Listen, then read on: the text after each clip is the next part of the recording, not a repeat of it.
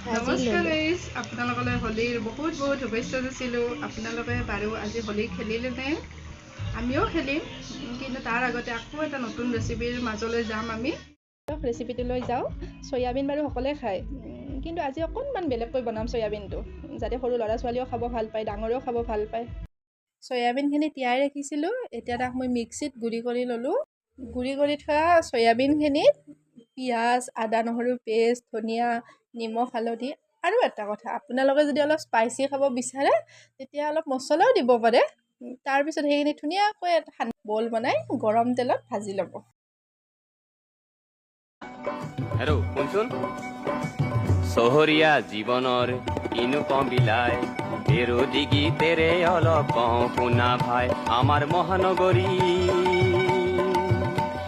মহানগৰীৰ ডাঙৰ। এতিয়া এইখিনি ভজা হৈ গ'ল। আকৌ সেইখিনি তেলতে পাঁচফোৰণ, তেজপাত, আকৌ পিঁয়াজৰ পেষ্টখিনি দি লৰাই দিছোঁ। ডাঙৰ হোটেল ৰেষ্টুৰেণ্টবোৰ তাত নিমখ, হালধি, আদা নহৰুৰ পেষ্ট দি লৰাই দিছোঁ। আকৌ এটা কথা, আপোনালোকে যদি অলপ স্পাইচি খাব বিচাৰে মছলা দিব পাৰে। মই স্পাইচি খাবলৈ মন নাই। এতিয়া তাত আকৌ বিলাহীৰ পেষ্টখিনিও দি দিলোঁ। আকৌ এইখিনি ভালদৰে উতলিব লাগিব। তাতে চলে চোৰাং কাৰবাৰ, বাজে ধান্দাবোৰ। অসমৰ ল'ৰা চুলাই বটল এৰা, মেনেজাৰক পতাই তুমি বিদেশী বটল ধৰা। আমাৰ মহানগৰী এইখিনি এতিয়া উতল আহিলে আৰু মই তাত বলখিনি দি দিলোঁ। এতিয়া মোৰ আঞ্জাখন হৈ গ'ল। আকৌ অকণমান সোৱাদ বঢ়াবলৈ তাত মই ধনিয়া অকণমান দি দিছোঁ। কেনেকুৱা হ'ল ৰাইজ জনাবচোন। এই ৰেচিপিটোৰ নাম হ'ল চয়াবিনৰ কফ্তা। আকৌ আপোনালোকে ট্ৰাই নকৰাকৈ নাথাকিব।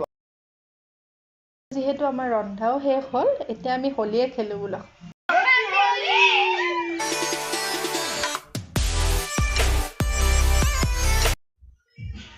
আজি ব্লগটো ইয়াতে সামৰি মাৰিছোঁ। আপোনালোকে কেনেকুৱা পালে জনাবচোন, আৰু আপোনালোকে মোৰ চেনেলটো ছাবস্ক্ৰাইব কৰিব নাপাহৰিব। ধন্যবাদ।